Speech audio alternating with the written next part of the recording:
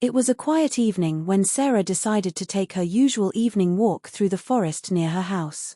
The air was cool, and the trees swayed gently in the wind. Sarah lived in a small rural town, far from the distractions of the busy city. She loved these walks.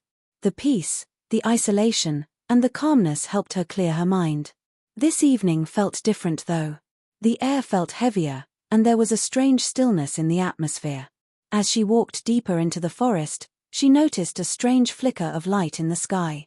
It was faint at first, like a star out of place, but as she stared at it, it grew brighter. She blinked, unsure if her eyes were playing tricks on her. The light seemed to pulse, moving erratically across the sky. Curious and a little unnerved, Sarah quickened her pace, trying to get a better look. The light was now descending rapidly, faster than any aircraft she had ever seen. Her heart raced as the light appeared to stop, hanging motionless just above the tree line. It hovered there, completely still, almost as if waiting for her. Her mind raced. Could it be a helicopter? But the forest was too dense, too far from any kind of flight path. As Sarah approached the clearing, she felt a cold chill running down her spine. Something was wrong. The light didn't belong here. It didn't belong in the sky. The object was shaped oddly, not like anything she had ever seen. It wasn't like a typical flying object, no wings, no clear shape. It was almost fluid, shifting as it hovered. Sarah took a step back, unsure of what to do. Should she run? Should she hide? Before she could decide, the light seemed to react to her presence. It suddenly moved towards her, almost faster than her eyes could follow. Sarah froze, her breath caught in her throat. She could feel the air around her vibrating, as if the very atmosphere had changed. A soft hum, barely audible at first, grew louder and more pronounced. Then, without warning, the light shot into the sky, disappearing into the night as quickly as it had appeared. Sarah stood there, heart pounding, unable to comprehend what had just happened. Her feet felt like they were rooted to the ground, and her mind raced to catch up with what she had seen. Was it a UFO? Was it an alien craft? Sarah didn't know. All she knew was that she had just witnessed something impossible, something that would forever change her understanding of the world. She slowly turned and began to walk back home, but her thoughts were consumed with one question: what was that? The next day, Sarah couldn't shake the memory of the strange light from her mind. She tried to dismiss it, telling herself it was just her imagination playing tricks on her. But deep down, she knew it wasn't. Something extraordinary had happened last night, and she had seen it. Determined to find out more, Sarah began researching everything she could about UFO sightings in the area. She found a handful of reports from local residents, but nothing concrete.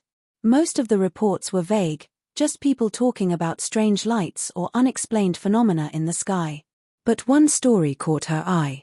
A man named Lucas had claimed to have seen something similar just a few years ago.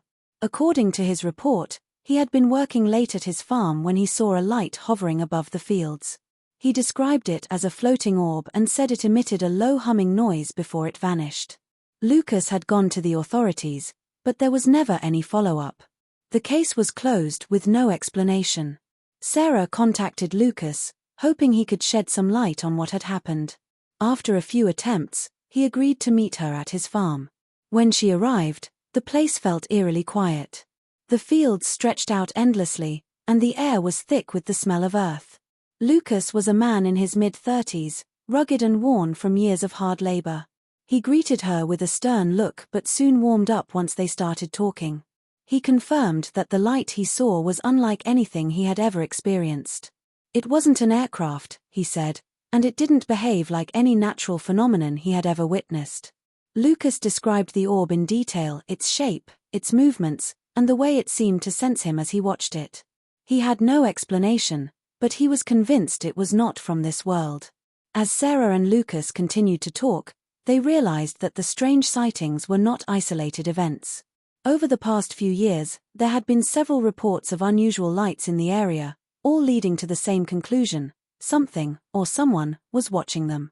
Sarah felt a growing sense of urgency. The more she learned, the more questions she had. What did the lights want? Were they here to communicate or were they observing? And why had Sarah been chosen to witness one of them? Determined to find out, she returned to the forest that night, hoping to see the light again. This time, however, she wasn't alone. Lucas had agreed to come with her, and the two of them set out into the forest together, armed with cameras and a sense of resolve. They waited for hours, but the light never appeared. Just as they were about to give up and leave, Sarah noticed something odd in the sky, something moving. Against the wind, something that didn't belong. The light was back. This time, Sarah wasn't afraid. She had spent days processing what she had seen and heard, and now, standing in the forest with Lucas, she felt a strange sense of calm. The light was growing brighter as it approached them, just like the night before. This time, however, it was different. The light wasn't flickering. It was steady, almost deliberate in its movements. As the light drew closer, Sarah could see it more clearly. It wasn't a ship or a craft at all. It was a being of light, translucent and glowing, with no discernible features except for its shape. It was humanoid, yet not human. The figure floated in the air, as though it had no weight at all. Sarah and Lucas stood in awe, their mouths agape as the light being hovered before them. There was no sound, no noise except for the hum in the air. The being didn't speak, but Sarah could feel its presence. It was as if it was reaching out to her, not with words, but with emotions, with thoughts. Lucas, standing beside her, seemed frozen in place, his eyes locked on the entity. Sarah reached out slowly, unsure of what to do. The light being seemed to sense her movement and gently floated toward her. As it got closer, Sarah felt a wave of warmth and comfort wash over her. The being's presence was overwhelming, but not in a threatening way. It felt peaceful. Then, without any warning, the being began to fade, its light dimming until it vanished completely, leaving the forest once again in silence. Sarah and Lucas stood there, stunned, unable to speak. They had just witnessed something impossible, something that confirmed their deepest fears and hopes. It wasn't an alien invasion. It wasn't a threat. It was a message, a peaceful message, one that transcended language and culture. The beings from the stars weren't here to conquer Earth, they were here to observe, to learn, and maybe, just maybe, to communicate.